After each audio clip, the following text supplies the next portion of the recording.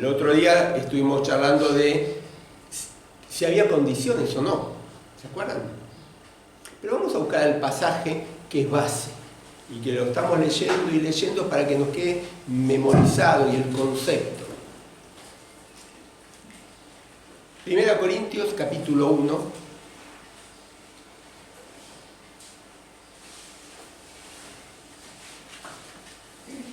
Versículo 9. Dios siempre cumple sus promesas y Él es quien los llamó a vivir en unión con su Hijo Jesucristo, nuestro Salvador. Dios siempre cumple sus promesas y Él, Dios, lo llamó a vivir en unión con su Hijo Jesucristo. Es decir, que Dios nos llamó a vivir en unión con el Señor. Dios nos llamó a vivir en intimidad con el Señor. Por eso es importante que nos hagamos esta pregunta. ¿Estamos viviendo de acuerdo a este llamado? ¿Estamos viviendo buscando la mayor intimidad con el Señor? Vos me dirás, bueno, está bien, pero perfecta, casi es verdad, perfecta y plena va a ser cuando estemos con Él en el cielo. Pero estamos acá procurando, caminando hacia esa mayor intimidad con el Señor. Y hoy quiero que nos planteemos si hay algún obstáculo a veces para tener esa mayor intimidad con el Señor o no. ¿Se acuerdan que habíamos definido intimidad como esa relación entre dos personas que es profundamente personal, confidencial e impulsada por el amor? Es decir, que cuando hablamos de tener intimidad con el Señor es tener una relación personal profunda con el Señor, que nadie más la puede tener que cada uno de nosotros con el Señor. Confidencial, ¿por qué? Porque a veces hay secretos, hay cosas que nos abrimos ante el Señor. E impulsada, motivada por el amor. Pero hay obstáculos para a veces tener esa relación con el Señor. Miren, vamos a buscar Isaías.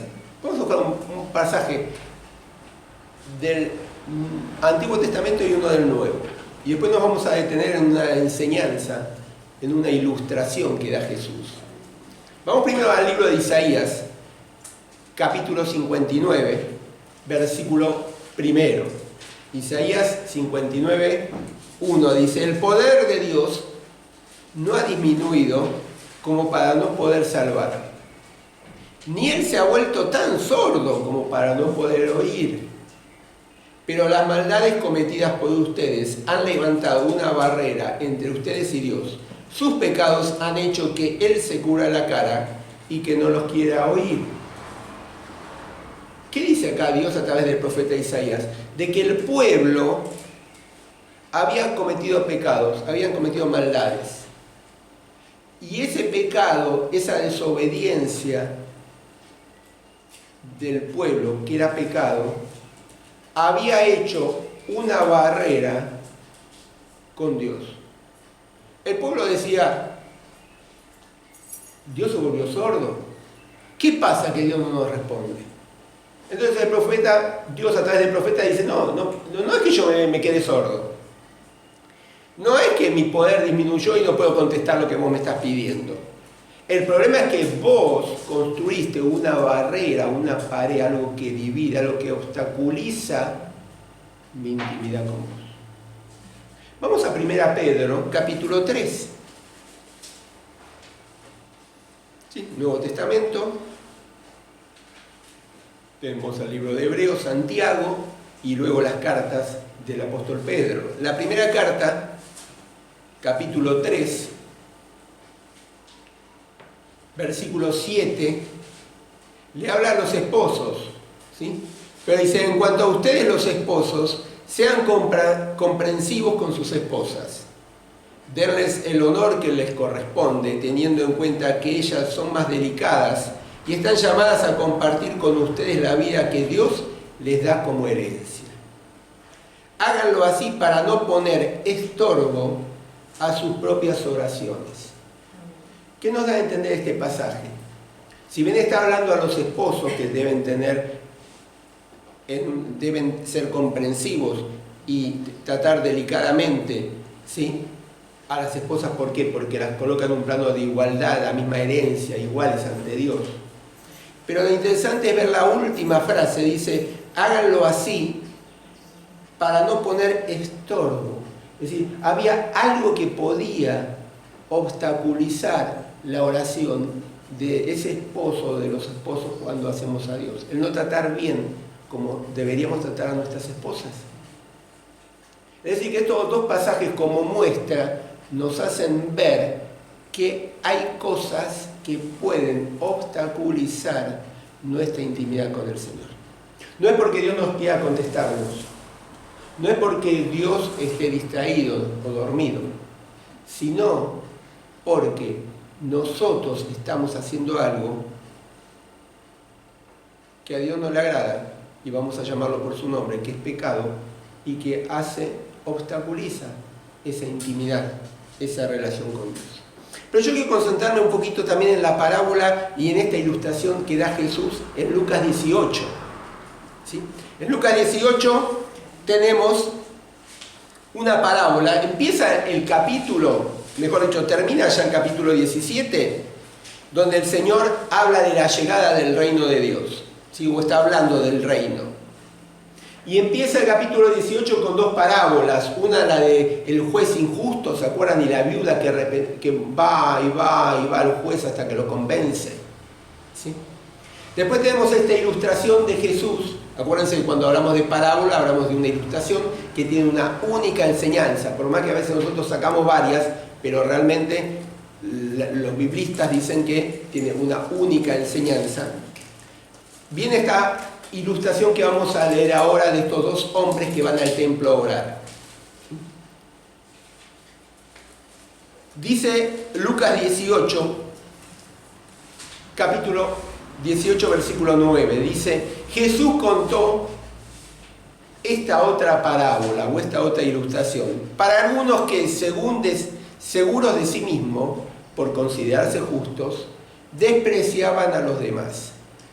Dos hombres fueron al templo a orar, el uno era fariseo y el otro era como esos que cobran impuestos para Roma, un publicano. El fariseo de pie oraba así, oh Dios, te doy gracias porque no soy como los demás, que son ladrones, malvados y adúlteros, ni como ese que cobra impuestos. Yo, dice el fariseo, ayuno 2 veces a la semana y te doy la 10ª parte de todo lo que gano. Pero el cobrador de impuestos se quedó a cierta distancia y ni siquiera se atrevía a levantar los ojos al cielo, sino que se golpeaba el pecho y decía, oh Dios, ten compasión de mí, que soy pecador. Y Jesús termina esta ilustración y hace su conclusión y dice, les digo que este cobrador de impuestos, el publicano, volvió a su casa ya justo, pero el fariseo no.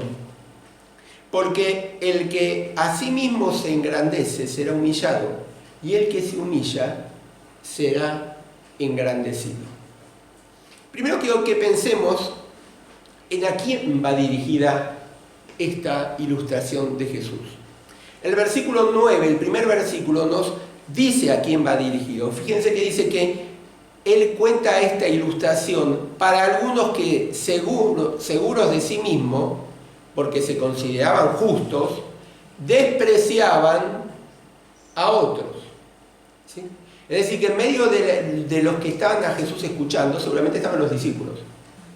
Pero seguramente había gente, podían ser fariseos o no, pero había gente que se consideraba que eran justos ahí. Y como que ellos eran justos ante Dios. Pero fíjate lo interesante, dice que ellos mismos se consideraban que eran justos, porque estaban seguros de sí mismos. No dice que según las normas de Dios, en primer lugar. Pero que ellos se consideraban justos y que por eso dejaban de lado o despreciaban, ¿sí? Dice en la versión Dios hablaba y o menospreciaban, dice en la 60, a otros. Es decir, que no los valoraban, no los tenían en cuenta a otros. Hacia esos va dirigida esta historia. ¿Sí? Y ya acá mismo tenemos una aplicación para nosotros. Porque a veces nosotros también, ¿sí?, miramos diferente a otras personas. A veces inclusive los cristianos, ¿sí?, nos consideramos, o hay gente que se considera más espiritual que otra. O a veces entre los mismos cristianos a veces consideramos de que porque, no sé, tenemos determinado don o determinada función en la iglesia, somos más justos que otros. ¿Sí? A veces pasa que escuchamos esto, ¿no? Porque yo tengo tal don, como si fuera una jerarquía, ¿no es cierto? O yo tengo tal función en la iglesia, yo soy apóstol, y como si fuera un cargo. Y son cargos humanos que nos ponemos a veces. Pero dice que el Señor a eso les quiso dirigir esta ilustración. ¿Por qué? Porque, y vuelvo a marcar esta frase, seguros de sí mismos, porque ellos se consideraban justos, se consideraban que eran rectos, pero hay que ver si eran rectos, eran justos a los ojos de Dios. Si no, Jesús no le hubiera dado esta ilustración. Pero acá están, de estos dos hombres, dice el versículo 10, dos hombres fueron al templo a orar. El uno era un fariseo y el otro cobraba impuestos para Roma, era un publicano. Ahora, ¿qué contraste entre los dos? ¿Sí? ¿Qué contraste? Dice que subieron a orar y en realidad está bien el término. Acordémonos que Jerusalén es una ciudad que está construida sobre una colina. Y el templo estaba construido en la parte más alta. Quiere decir que ellos subieron literalmente al templo a orar. En ese momento el judío oraba en dos horarios, a las 9 de la mañana y a las 3 de la tarde. Sí, era obligatorio. Oraba después en su casa solo. Pero eran los dos horarios en los cuales, ¿sí?, el judío subía a orar. No sabemos bien en qué horario, pero la cuestión es que estos dos hombres subieron a orar. Como dije antes, completamente diferentes. Un religioso, que tal vez era bien visto, era respetado, con un publicano, que era el que cobraba impuestos para el enemigo, para el romano. Completamente opuestos. Más de uno a lo mejor lo miraba y diría, yo quiero ser como ese fariseo, fíjate, qué religioso, cómo Dios lo escucha. Y seguramente otro vería a un publicano y diría, mirá, ahí va un traidor, él nos saca la plata a nosotros para dársela al imperio romano, y encima se queda con un vuelto. Es decir, dos completamente diferentes, dos personas completamente opuestas. Uno ejemplo de una persona pía, recta, y el otro un impío, un despreciado, un separado de la sociedad. ¿Sí? Los dos van a orar. Dice que estaban puestos de pie. Y de pie estaban bien. ¿Por qué? Porque era una de las posturas que usaba el judío para orar. ¿Sí? Había varias posturas que ellos básicamente las tomaban del libro de los Salmos y del Antiguo Testamento, pero en especial de los Salmos. Y una era que el judío oraba de pie. ¿Sí? Ahora fíjense lo que dice el fariseo, versículo 11. Dice que el fariseo de pie oraba. Oh Dios, te doy gracias porque no soy como los demás, que son ladrones, malvados, adúlteros, ni como ese cobrador de impuestos. El judío estaba alabando a Dios, estaba adorando a Dios, estaba agradeciéndole a Dios, estaba arrepintiéndose por algo que había hecho y estaba pidiendo perdón y se estaba suplicando. No. ¿Qué medida estaba haciendo para compararse? La que él veía. Es más, se dedicó, podemos decir, a señalar. Señalaba al ladrón, señalaba al malvado, adulto. Es más, señaló y dice, no, como aquel que es cobrador de impuestos. ¿Sí? Y fíjate que sigue y dice, yo ayuno 2 veces a la semana y te doy la 10ª parte de todo lo que era, como si Dios no sabría lo que él hacía. Parecería como que Dios se había olvidado, entonces él le tenía que recordar lo que hacía. Pero fíjense, y más si ustedes comparan este pasaje en diferentes versiones y en diferentes paráfrasis, se van a dar cuenta cómo él acentúa yo soy esto, yo aquello, yo no soy como aquellos. Es decir, hay un ego en este fariseo, un orgullo terrible.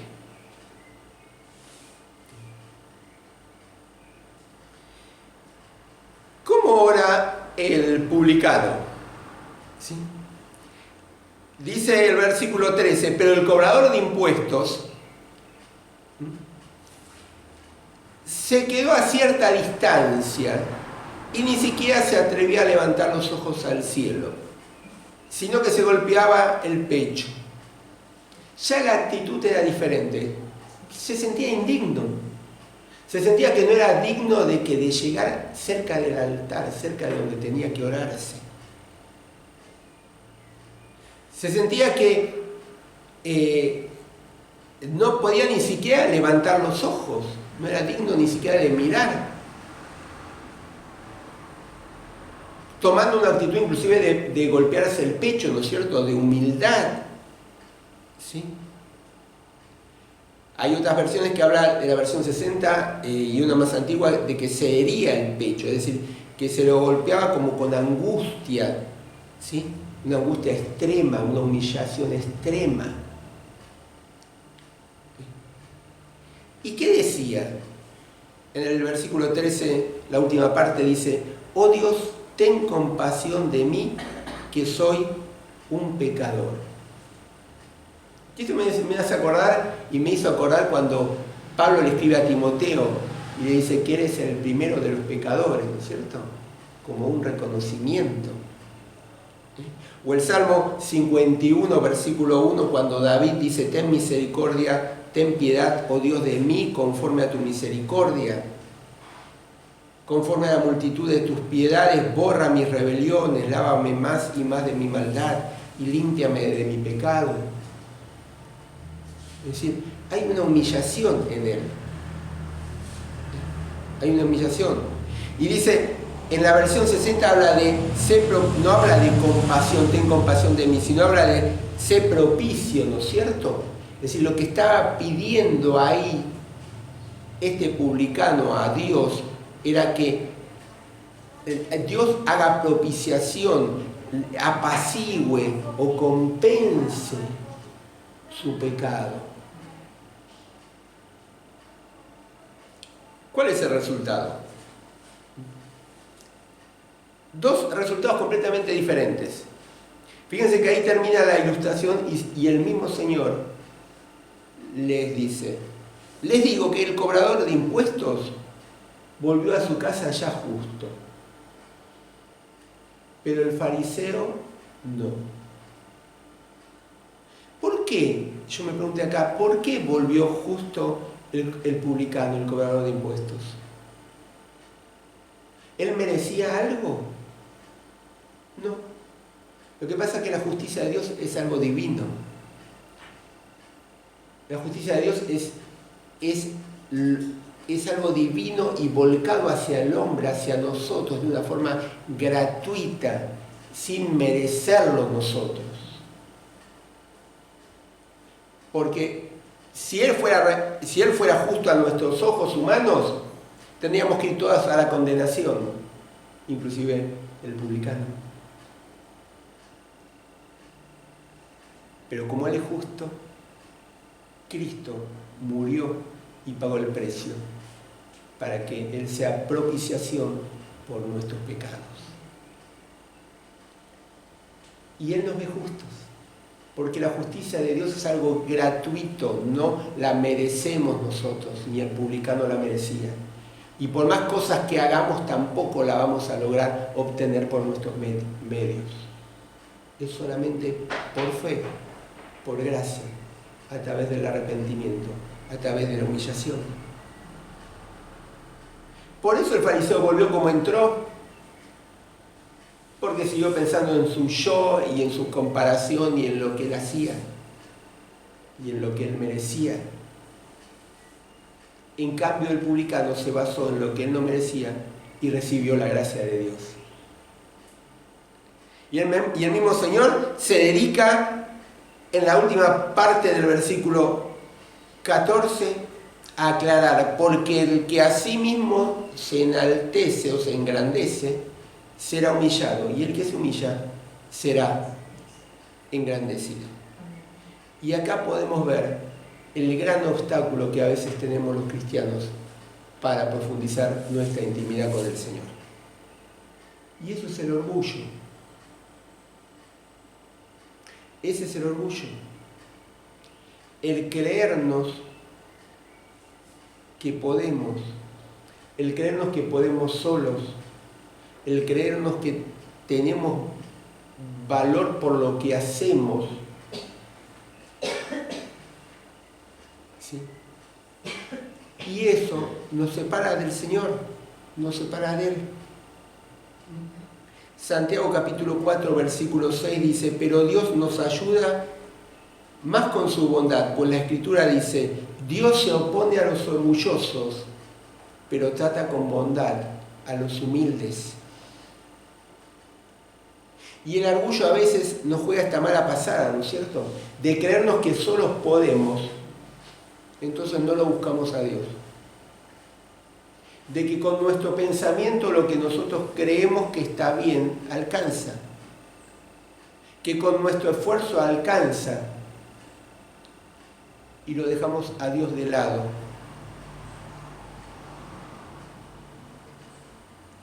Y el orgullo trae como consecuencia, ¿sí?, que no lo vemos directamente en esta parábola, pero viene como consecuencia, la rebeldía.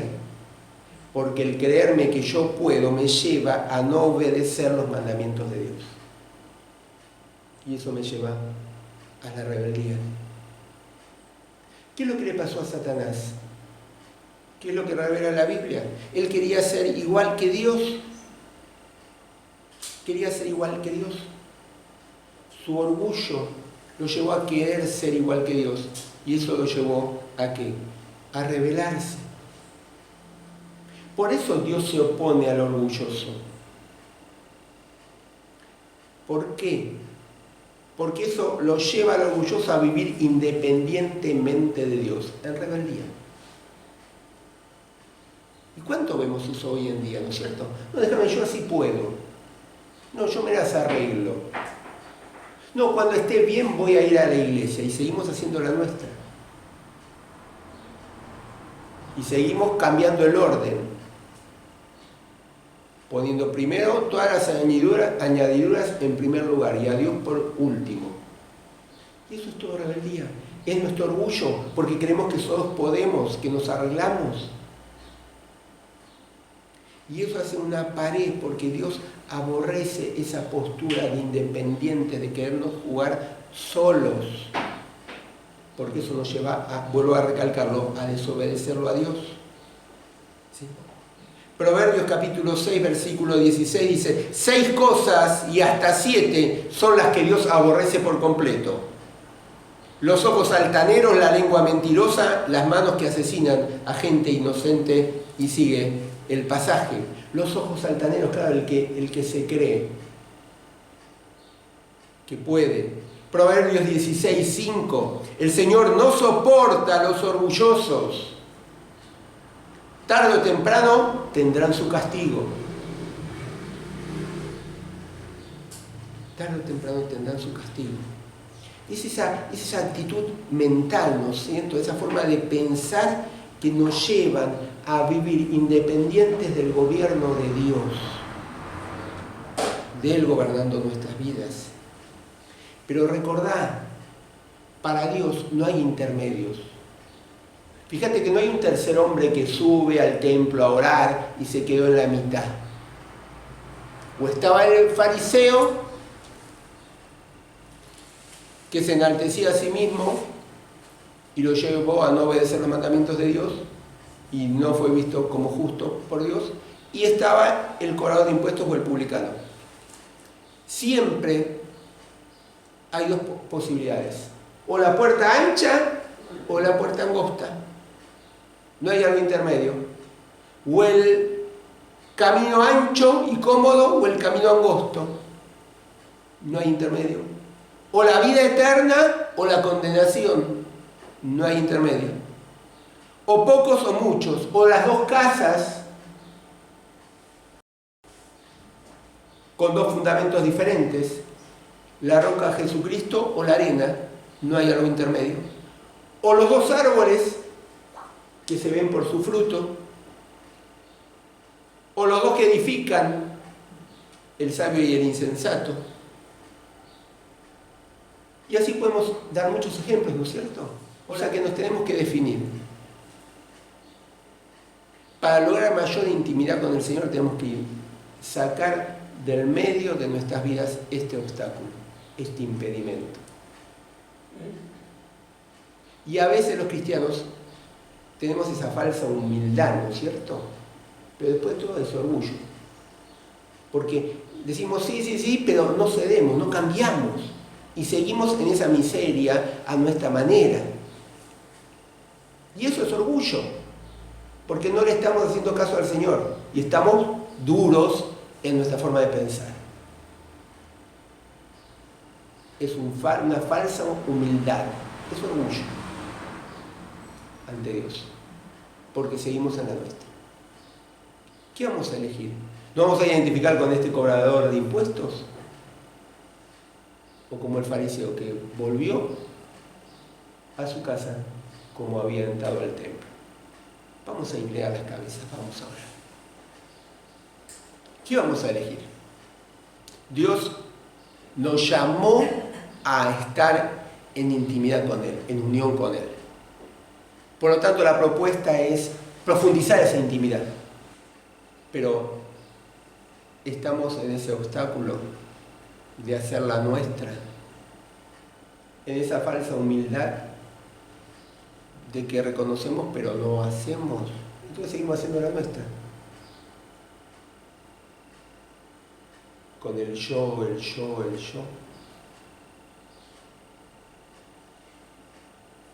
Dios se opone a los orgullosos, pero está con el humilde, con el que reconoce que no merece, pero que obedece. Padre, te queremos dar las gracias por tu palabra. Gracias, Señor, porque pudimos leerla en este momento. Y, Señor, te queremos pedir perdón por esas veces que hacemos la nuestra, que no te tenemos en cuenta, que te ponemos en segundo lugar en nuestras vidas. Porque solos podemos. Y eso es orgullo. Señor, quítanos esa forma de pensar y realmente ayúdanos a reconocer nuestra pobreza, nuestra indignidad, el hecho que te necesitamos y el ponerte a vos en primer lugar en nuestras vidas. Señor, líbranos de toda rebeldía, porque el querer hacer la nuestra nos lleva a la rebeldía, a no obedecer tu palabra. Señor, ayúdanos, te necesitamos. Que tu Espíritu Santo realmente nos esté fortaleciendo, nos esté dando más dominio propio. Que tu Espíritu Santo esté controlando más nuestras vidas, para que realmente podamos vivir cada día en una cercanía más estrecha, cada vez más corta la distancia, en mayor intimidad con vos. Y Padre, todo esto te lo pedimos y oramos en el nombre de Jesús. Amén, Señor.